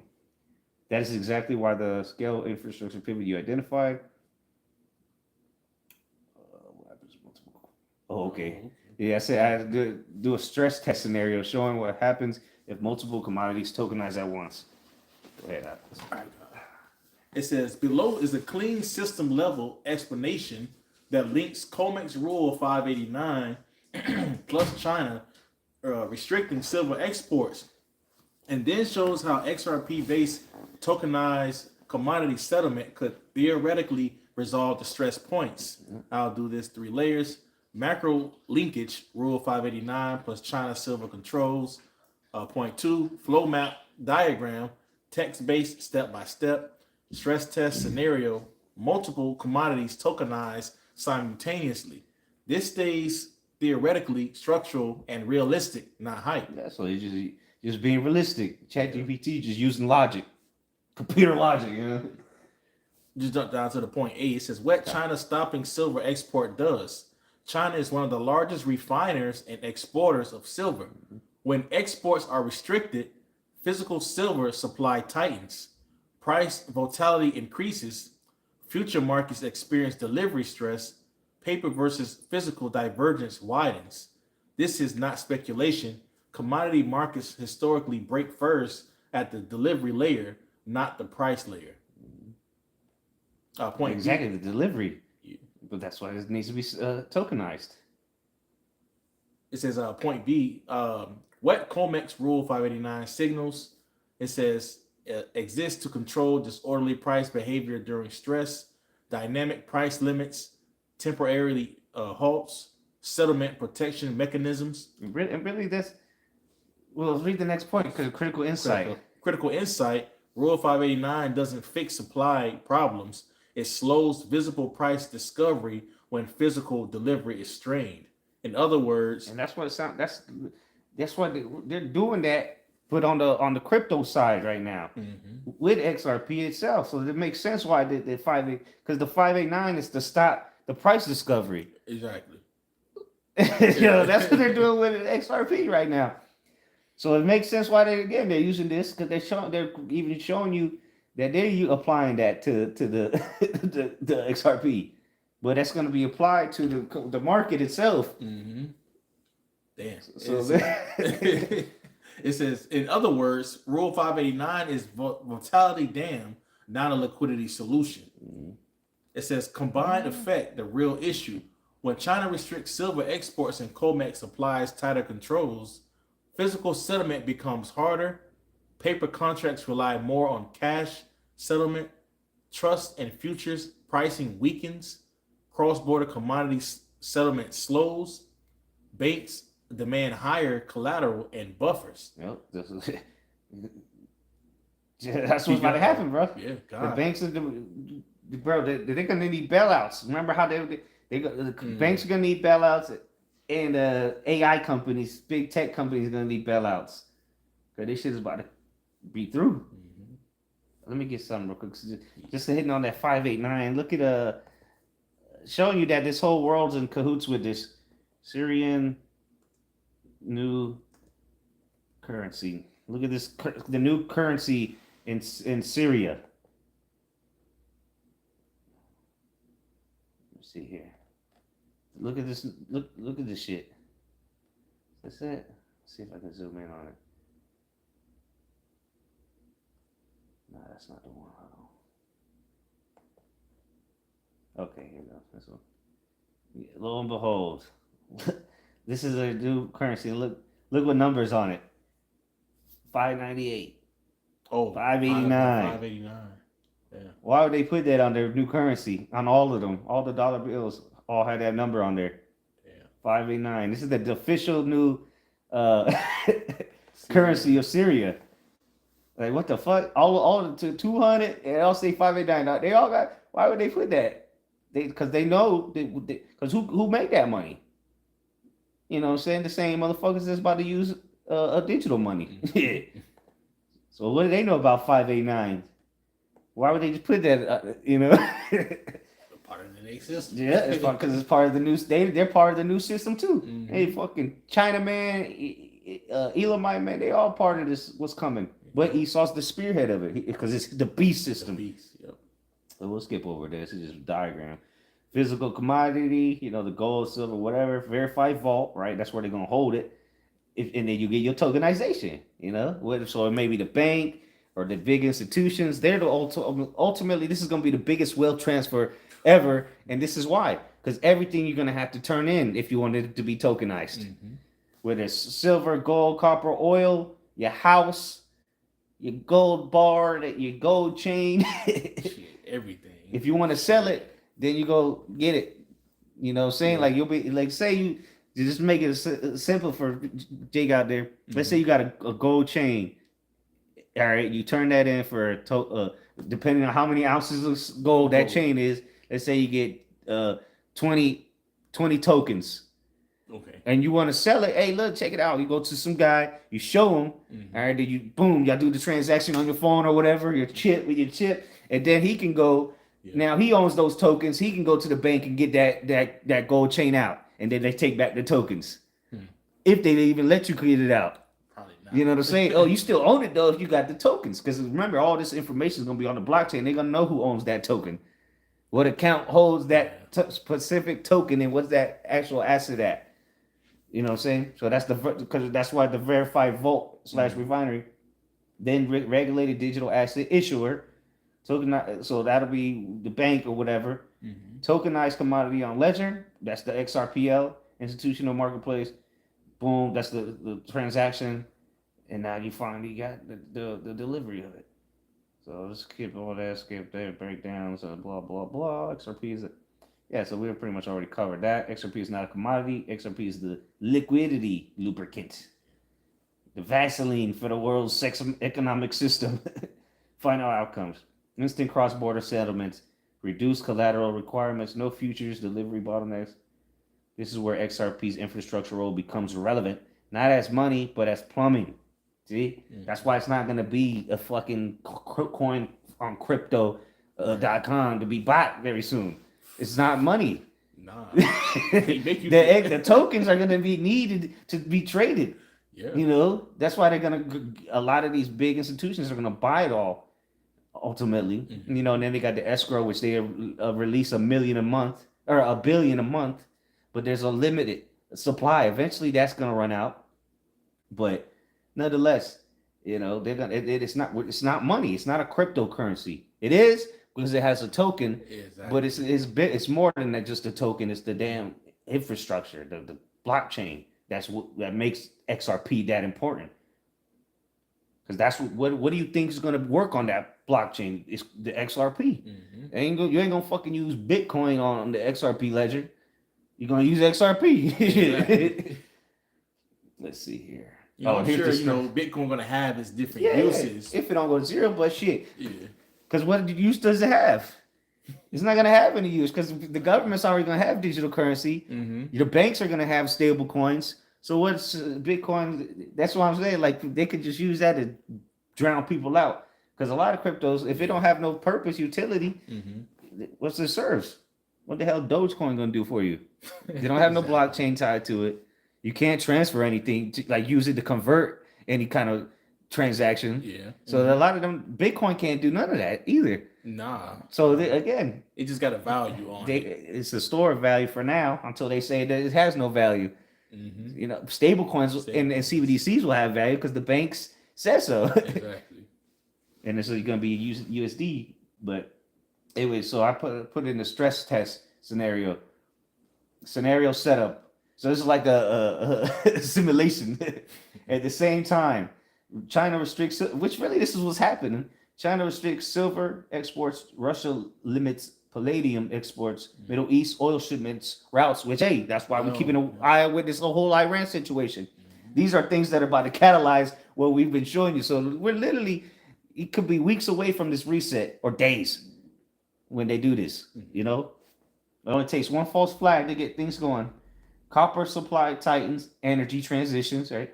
Legacy markets respond with margin hikes, trading halts, cash settlement, liquidity freezes. A lot of people are about to lose a lot of shit. Tokenized system under stress. What happens instead? Commodities tokenized simultaneously. Let's say, we need to, now everybody in the world needs to start tokenizing your commodities. Silver, gold, copper, oil tokens launch, each tied to physical inventories. Yeah, so the country is going to be able to keep it and still be able to trade it. No dependency on future exchanges. If your money was in the exchange, nigga, you done. You lost it. Settlement demand explodes. Commodity buyers need fast foreign exchange conversion. Banks avoid USD. Correspondent risk. Neutral. This is the exact use case XRP was designed for. See, we not saying it. Even ChatGPT is coming to the conclusion of this. Get that. Come to the conclusion of the matter. A judge first, and then rebuke. We're rebuking all you false Israelites out there saying that the mark of the beast ain't the microchip. We're clearly showing you the evidence of how that's gonna work. Because people be like, how would that work? How would the chip have everything tied? Well, we're showing you.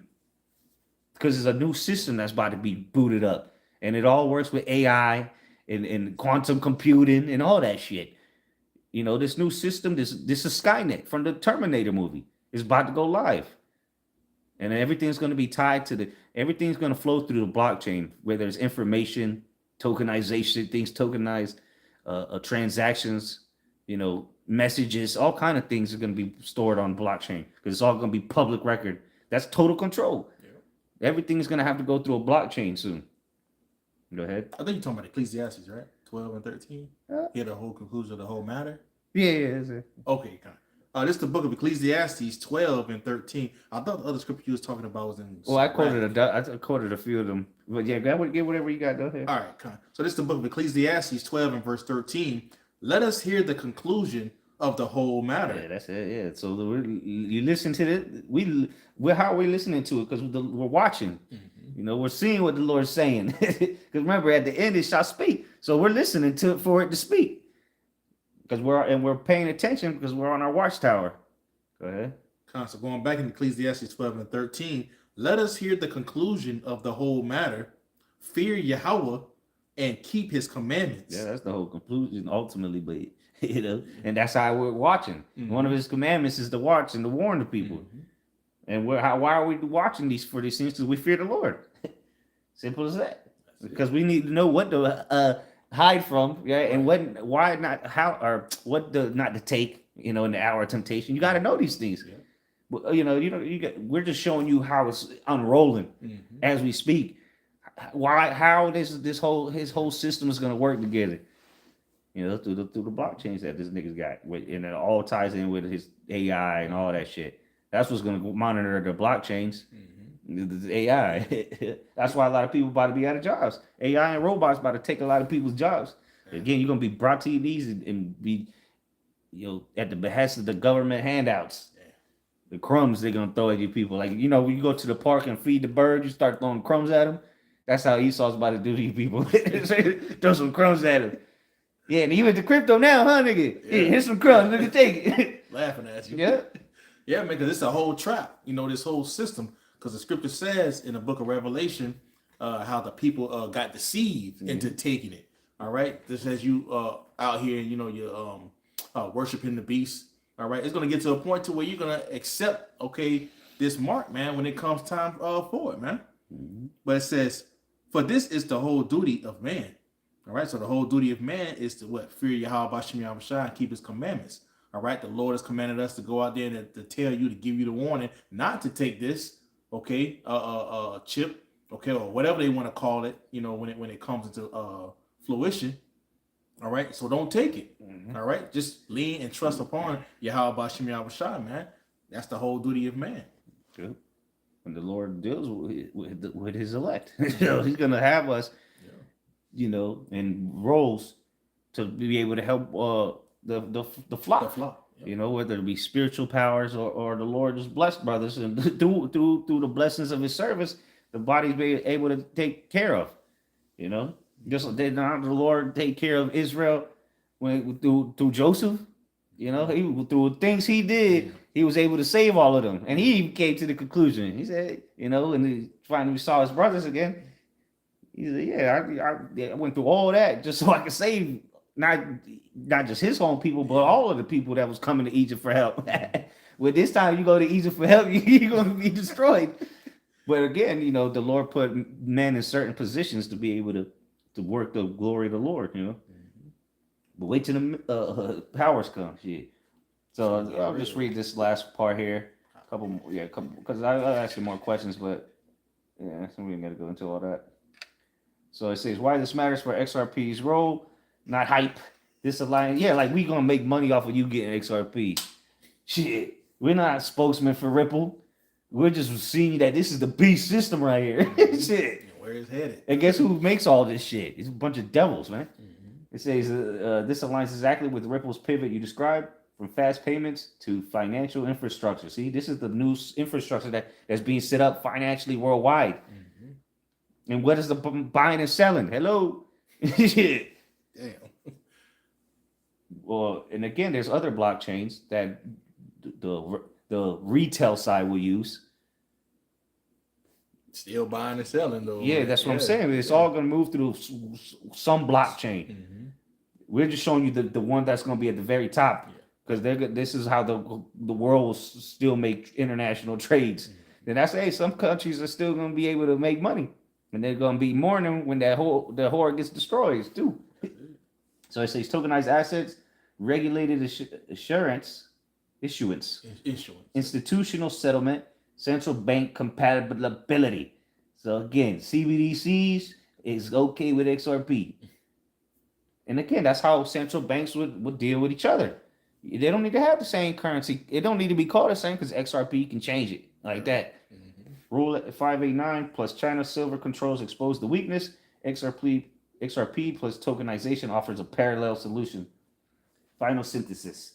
When physical commodity markets strain under export controls and price containment rules like COMEX 589, tokenized commodities settled via XRP offer a theoretical escape hatch, not by replacing commodities, but by fixing how value moves when legacy systems slow or freeze. It's simple. That's the order out of the chaos. And it's been around for a while. Yep. And it's currently $2. Cheaper than your gas. So, that's it on that, man. It's just, this is the bridge, like the title of the video, this is the bridge for the market of beasts. This is the XRP ledger is going to tie you to the matrix, pretty much. Once people take that chip, then you'll be on the ledger. You'll be plugged in like a bug out. And you see how they got it green like the Matrix. Yeah. Yeah, you see it? Yeah, come on, man. with the White House, right? Yeah. No, that's the Congress. Oh, the That's Congress. the House of Congress. And that's what he passed in the law. Yeah, well, that's where it started. It passed the Congress. Now it's going to the senators. On the banking committee, have reportedly picked January 15th for the Clarity Act markup. It remains unclear, so we'll see. Lord's will. The faster the better. Send that shit up to Trump already. That's right. So here it says the Genius Act stablecoin yield restrictions, token classification, illicit finance. So yeah, everything, the infrastructure is being passed through the government as we speak to bring it here to America. Because like we showed you already, it's already around the world in different countries, good and going. You know, now it's about to come to Babylon the Great because they're the ones that created it. Because it's the horde that rises up upon the beast. Shit. So there you go, man. Yeah, you get ready for the Matrix. That's what. Yeah. The new system is the Matrix because it's digital. It's all digital, and if you're not plugged into it, you don't exist. Yep. Your commodity that don't exist, my nigga. Yo, what you mean your house? Where's the token? Shit. Hey, you got anything else? No, I got nothing. Yeah, so with that, Lord's willing, this was edifying. Episode 7. Yeah, we're gonna give all praise, glory, and honor to Yahweh, Ba'Hashem, Yahweh Shai, Ba'Hashem, Rakakadash. Double honor to the elder apostle, great millstone, who well, and much love and salutation to the elected Yahweh, Ba'Hashem, Yahweh Shai. Shalom. Shalom. This is why it's Peppy Corner rising today.